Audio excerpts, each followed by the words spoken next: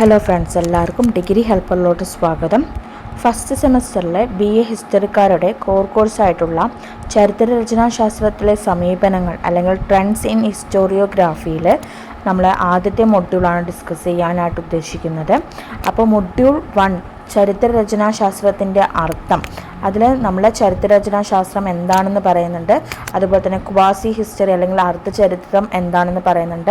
Greek ചരിത്രരചന, മധ്യകാല ചരിത്രരചന, പിന്നെ അതുപോലെ തന്നെ ഇബ്നു ഖൽദൂൻ, ഹെറഡോട്ട്സ് അങ്ങനെയുള്ള ആൾക്കാരെ കുറിച്ചിട്ടൊക്കെ തന്നെയും അതിൽ പറയുന്നുണ്ട്. പിന്നെ ഭൂതകാലവും ചരിത്രവും എങ്ങനെയാണ് ബന്ധപ്പെട്ടിരിക്കുന്നത് എന്നതിനെക്കുറിച്ച് ഡിസ്കസ് ചെയ്യുന്ന ഒരു മൊഡ്യൂളാണ് മൊഡ്യൂൾ 1 എന്ന് പറയുന്നത്. അപ്പോൾ നമുക്ക് മൊഡ്യൂൾ 1 എന്താണ് അല്ലെങ്കിൽ മൊഡ്യൂൾ 1ലുള്ള പ്രധാനപ്പെട്ട കാര്യങ്ങൾ ഇന്നത്തെ ക്ലാസ്സിൽ നമുക്ക് ഓരോ പോർഷൻസായിട്ട് ഡിസ്കസ് ചെയ്യാം. അപ്പോൾ നമുക്ക് നമ്മുടെ ക്ലാസ്സിലോട്ട് കടക്കാം.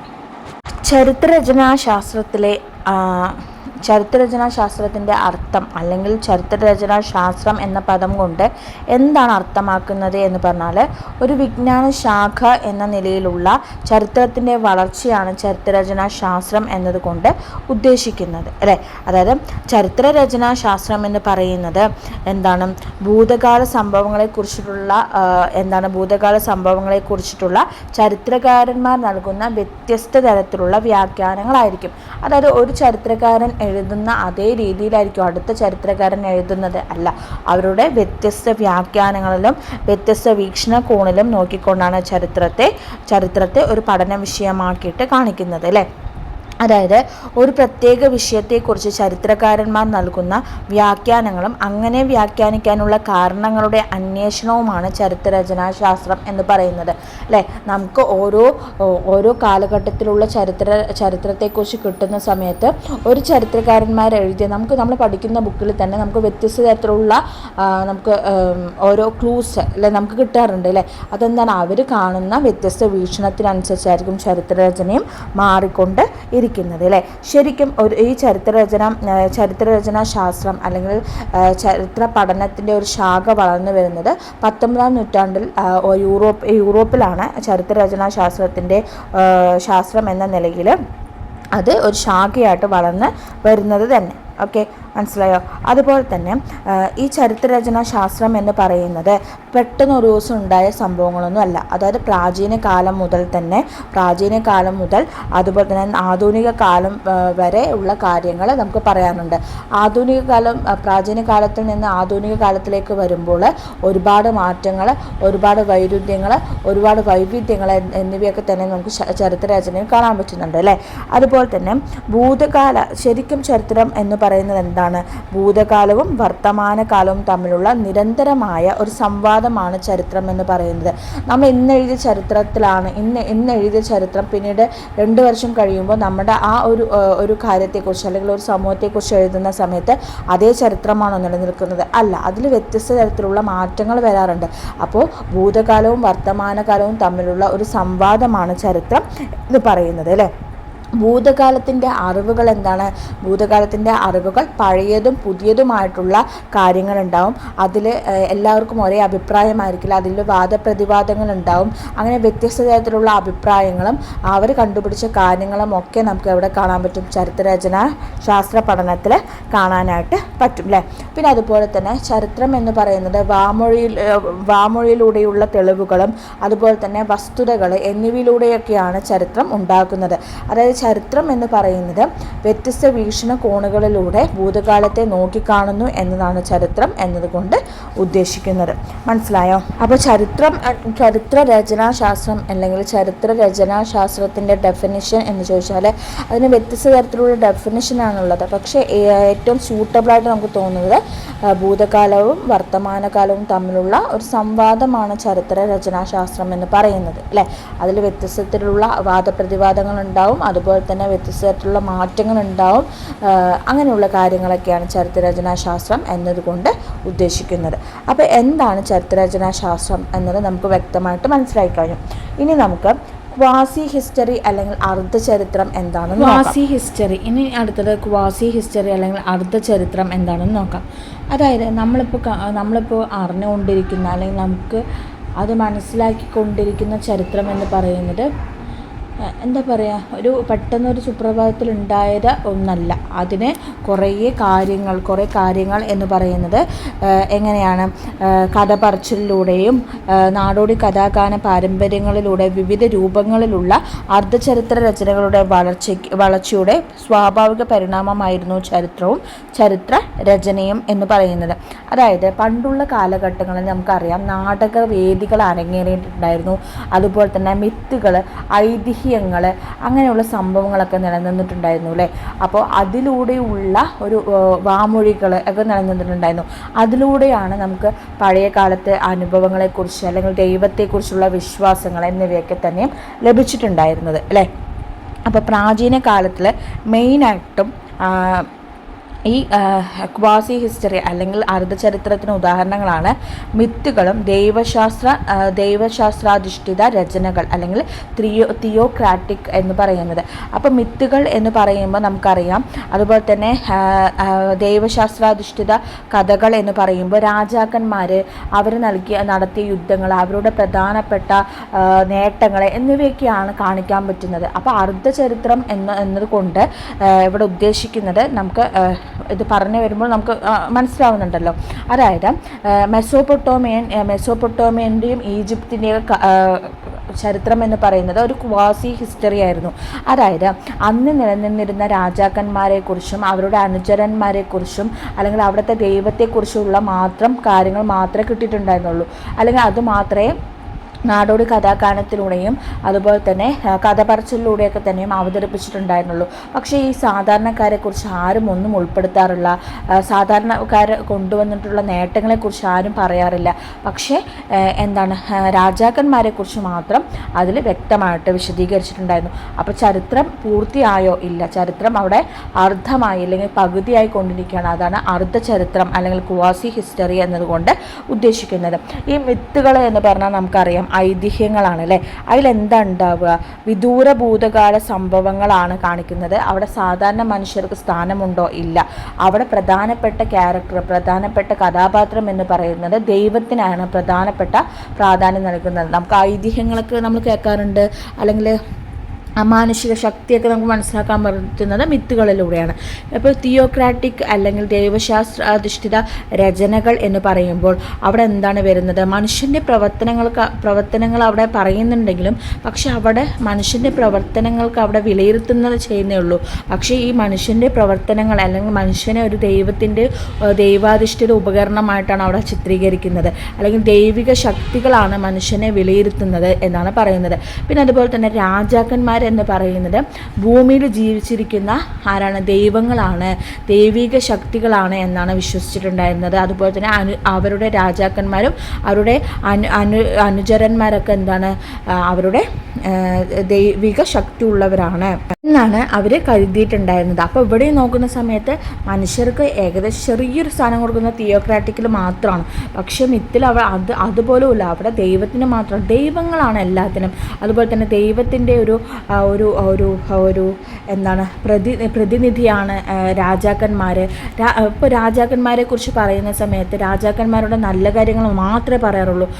അവരുടെ മറ്റുള്ള കോട്ടങ്ങളെക്കുറിച്ചോ അവരുടെ സ്വേച്ഛാധി ഭരണത്തെക്കുറിച്ചോ അവിടെ വ്യക്തമാക്കുന്നില്ല. പക്ഷെ അവരുടെ നേട്ടങ്ങൾ മാത്രമേ പറയുന്നുള്ളൂ. അവരുടെ വീരകഥകൾക്ക് മാത്രമേ പ്രാധാന്യം നൽകുന്നുള്ളൂ. അപ്പോൾ അവിടെ എന്താണ് സംഭവിക്കുന്നത്? ചരിത്രം പൂർത്തിയാകുന്നുണ്ടോ? ചരിത്രം പൂർത്തിയാകുന്നില്ല. അവിടെ ചരിത്രം പകുതി വെച്ച് നിൽക്കുകയാണ്. ചരിത്രം പൂർണ്ണമാകുന്നില്ല. അതാണ് അർദ്ധചരിത്രം എന്നതുകൊണ്ട് ഉദ്ദേശിക്കുന്നത്. ഈ മെസോപ്പൊട്ടോമിയയും ഈജിപ്തും നമ്മൾ പറഞ്ഞു, ഈജിപ്തിലുള്ള കാര്യങ്ങളൊക്കെ തന്നെയും ക്വാസി ഹിസ്റ്ററിക്ക് ഉദാഹരണമാണ്, അല്ലെങ്കിൽ അർദ്ധചരിത്രത്തിന് ഉദാഹരണമാണ് എന്ന് പറയുന്നത്. അപ്പോൾ അർദ്ധചരിത്ര വിവരണങ്ങൾ പുരാതന ഹീബ്രു വിരുദ്ധ ലിഖിതങ്ങളിലാണ് മെസോപ്പൊട്ടോമിയ, ഈജിപ്ഷ്യൻ എന്നിവയെക്കുറിച്ചുള്ള ചരിത്രം കാണുന്നത്. മനസ്സിലായോ?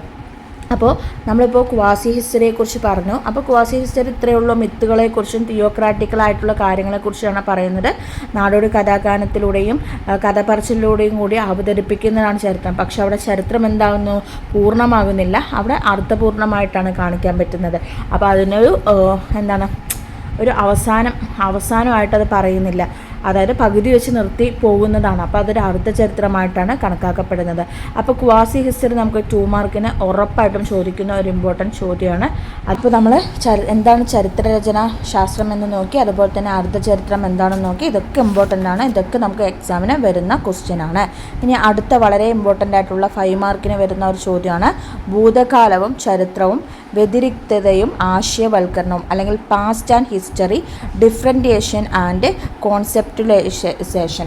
ഇതും വളരെ ഇമ്പോർട്ടൻ്റ് ആയിട്ടുള്ള ടോപ്പിക്കാണ്. ഇവിടെ കാര്യമായിട്ടൊന്നും പറയുന്നില്ല, അതായത് നമ്മുടെ ചരിത്രത്തെക്കുറിച്ചിട്ടുള്ള കാര്യങ്ങൾ തന്നെയാണ് അവിടെ പറയുന്നത്.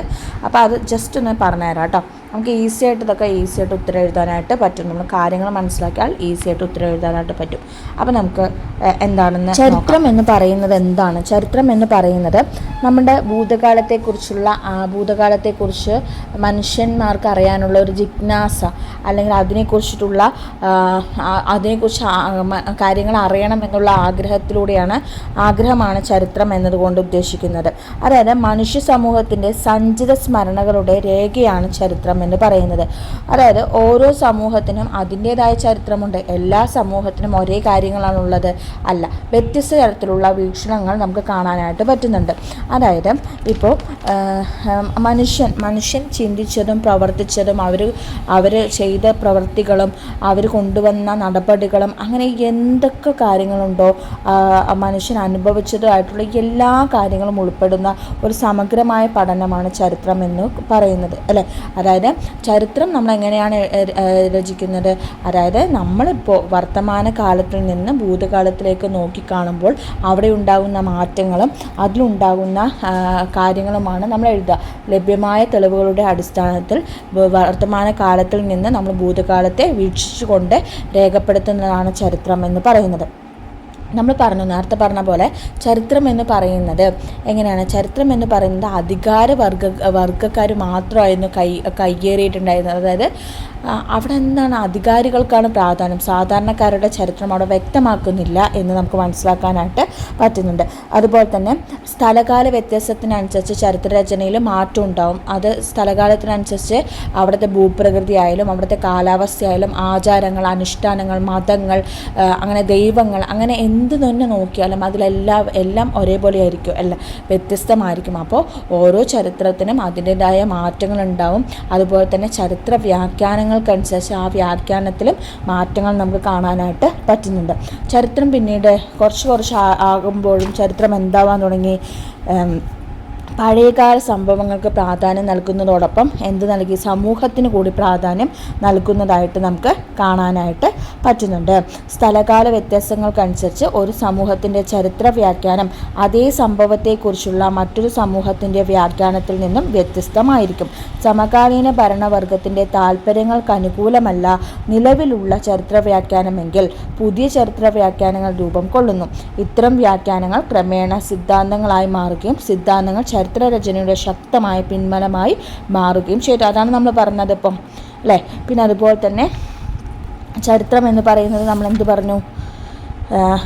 വർത്തമാനകാല പരിസരത്തിൽ നിലയുറപ്പിച്ചുകൊണ്ട് വർത്തമാനകാല സന്ദർഭത്തിൻ്റെ സാഹചര്യത്തിൽ നിന്നുമാണ് ഏതൊരു ചരിത്രകാരനും ഭൂതകാലത്തെ നോക്കിക്കാണുന്നത് അല്ലേ. അതായത് അവിടുത്തെ അടയാളങ്ങൾ, അവിടുത്തെ തെളിവുകളുടെ അടിസ്ഥാനത്തിലാണ് ചരിത്രം രൂപപ്പെടുന്നത് അല്ലേ. അതുപോലെ തന്നെ മനുഷ്യൻ്റെ ഭൂതകാല അനുഭവങ്ങളുടെ വിവേചനപൂർണമായ പഠനമാണ് ചരിത്രം എന്ന് പറയുന്നത്. പിന്നെന്താണ് നമ്മൾ പറഞ്ഞത്? നമ്മൾ പറഞ്ഞു ഭൂതകാലത്തിൻ്റെ അടയാളങ്ങൾ എല്ലായിടത്തും ഉണ്ട്. അതായത് കരകൗശല വസ്തുക്കൾ, അവശിഷ്ടങ്ങൾ, രേഖകൾ, കെട്ടിടങ്ങൾ, പ്രകൃതി ദൃശ്യങ്ങൾ, സ്ഥാപനം, അതുപോലെ തന്നെ ഭാഷകൾ എന്നിവയിലൊക്കെ തന്നെ ഭൂതകാലത്തെക്കുറിച്ചുള്ള ഓർമ്മകൾ നമുക്ക് കിട്ടുന്നത് അവിടെ നിലനിൽക്കുന്ന കാര്യങ്ങളിൽ നിന്ന് നമ്മൾക്ക് ലഭ്യമായ തെളിവുകളാണ് അല്ലേ ഈ പറഞ്ഞ കാര്യങ്ങൾ. അതിൽ നിന്നൊക്കെയാണ് നമ്മൾ ഒരു അന്വേഷണാത്മകമായ പഠനങ്ങളിലൂടെയാണ് നമുക്ക് ഭൂതകാലത്തെക്കുറിച്ച് അറിവ് ലഭിക്കുന്നത്. ചരിത്രം എന്ന് പറയുന്നത് ഒരു സ്പെഷ്യലൈസ്ഡ് വിഷയമാണ് അല്ലേ. അതുകൊണ്ട് തന്നെ ചരിത്ര പഠനത്തിൻ്റെ സ്വഭാവവും പരിധിയും മനസ്സിലാക്കാൻ ചരിത്ര വിജ്ഞാനത്തിൻ്റെ അക്കാദമിക അറിവ് നമുക്ക് അനിവാര്യമാണ് അല്ലേ. അതുപോലെ തന്നെ ഭൂതകാല സംഭവങ്ങളുടെ വിവരണം മാത്രമാണ് ചരിത്രം എന്നായിരുന്നു നേരത്തെ ഉണ്ടായിരുന്ന ധാരണ. എന്നാൽ ഇന്ന് ഭൂതകാലത്തെ ശാസ്ത്രീയവും വിമർശനാത്മകമായി പഠിക്കണം എന്ന വസ്തുത അംഗീകരിക്കപ്പെട്ടിരിക്കുന്നു അല്ലേ. ഭൂതകാലത്തെ ചരിത്രം മാത്രമാണ്, ആ ചരിത്രത്തിൽ എല്ലാവരും ഒരേപോലെയുള്ള കാര്യങ്ങൾ പറയാറില്ല. അപ്പോൾ അതിനെക്കുറിച്ച് നമ്മൾ പഠിക്കേണ്ട കാരണം കൂടി ഉണ്ട് എന്ന് പറയുന്നുണ്ട്. ചരിത്രരചനത്തിൻ്റെ ചരിത്രത്തിൻ്റെ പിതാവ് എന്ന് പറയുന്നത് ഹെറഡോട്ട്സ് ആണ്. അദ്ദേഹം ഒരു ഗ്രീക്ക് ചരിത്രകാരനാണ്. അത് 17-ാം നൂറ്റാണ്ടിൻ്റെ കാലഘട്ടത്തിലാണ് ചരിത്രത്തെ വളർത്തിയെടുക്കാനുള്ള ശ്രമമൊക്കെ തന്നെയും അദ്ദേഹം നടത്തി വരുന്നത്. അതുപോലെ തന്നെ ഹെറഡോട്ട്സിനെ കുറിച്ച് ഇനിയും കുറേ കാര്യങ്ങൾ നമുക്ക് ഡിസ്കസ് ചെയ്യാനുള്ളത്. അപ്പോൾ ഇത് നമുക്ക് ഗ്രീക്ക് ചരിത്ര രചനയെക്കുറിച്ച് പഠിക്കുന്ന സമയത്ത് നമുക്ക് ഹെറഡോട്ട്സിനെ കുറിച്ച് കൂടുതലായിട്ട് പറയാം കേട്ടോ. അപ്പോൾ ചരിത്രം എന്ന് പറയുന്നത് ഓരോ ഭാഗത്തും വ്യത്യസ്ത തരത്തിലുള്ള വികസനം കാണാനായിട്ട് പറ്റുന്നുണ്ട്. ഈ ചരിത്രം വരുന്ന സമയത്ത് ആദ്യമായിട്ട് വിഷയമായിട്ടുണ്ടായിരുന്നത് രാജാക്കന്മാർ, രാജ്ഞി, അതുപോലെ തന്നെ യുദ്ധം, സൈനികർ, അതുപോലെ തന്നെ അനുചരന്മാർ, ഇവരുടെ വീരകഥകൾക്കാണ് പ്രാധാന്യം നൽകിയിട്ടുണ്ടെങ്കിൽ ഇന്ന് നമുക്ക് കാണാൻ പറ്റുന്നത് ഒരു സമൂഹത്തെക്കുറിച്ചുള്ള സാധാരണ ജനങ്ങൾ, അവരുടെ ജീവിതം, പാർപ്പിടം, അവരുടെ ആഘോഷങ്ങൾ, ആചാരങ്ങൾ, കൃഷി, അങ്ങനെയുള്ള എല്ലാ കാര്യങ്ങളും നമുക്ക് ചരിത്രരചനയിൽ കാണാനായിട്ട് പറ്റുന്നുണ്ട്. അപ്പോൾ നമ്മൾ എന്താണ് ഭൂതകാലവും ചരിത്രവും, അവിടുത്തെ വ്യതിരിക്തതയും ആശയവൽക്കരണവും എങ്ങനെയൊക്കെയാണെന്ന് നമ്മൾ നോക്കിക്കഴിഞ്ഞു. അപ്പോൾ നമ്മൾ ഇന്നത്തെ ക്ലാസ്സിൽ ഇത്രയും കാര്യങ്ങളാണ് ഡിസ്കസ് ചെയ്തത്. അപ്പോൾ എന്താണ് ചരിത്രരചനാ ശാസ്ത്രം, അതുപോലെ തന്നെ ക്വാസി ഹിസ്റ്ററി എന്താണ്, അതുപോലെ തന്നെ ഭൂതകാലത്തിൽ നിന്ന് വർത്തമാനകാലത്തിലേക്ക് നോക്കുമ്പോൾ ചരിത്രത്തിൽ വന്നിട്ടുള്ള മാറ്റങ്ങൾ എന്തൊക്കെയാണെന്ന് നമ്മൾ നോക്കി. ഈ മൂന്നും വളരെ ഇമ്പോർട്ടൻ്റ് ആയിട്ടുള്ള ടോപ്പിക്കാണ്. നമുക്കിനി അടുത്ത ക്ലാസ്സിൽ ബാക്കിയുള്ള ടോപ്പിക്സ് കവർ ചെയ്യാം. അപ്പോൾ ഇതുമായി ബന്ധപ്പെടുത്തിയിട്ടുള്ള എന്തെങ്കിലും സംശയങ്ങളുണ്ടെങ്കിൽ കമൻറ്റ് ബോക്സിലൂടെ അറിയിക്കുക. പിന്നെ അതുപോലെ തന്നെ ഈ വീഡിയോ അല്ലെങ്കിൽ ഈ ക്ലാസ് നിങ്ങൾക്ക് ഉപകാരപ്രദമായിട്ട് നിങ്ങളുടെ ഫ്രണ്ട്സിനും കൂടി ഷെയർ ചെയ്യുക, സപ്പോർട്ട് ചെയ്യുക, സബ്സ്ക്രൈബ് ചെയ്യുക. Thank you for watching.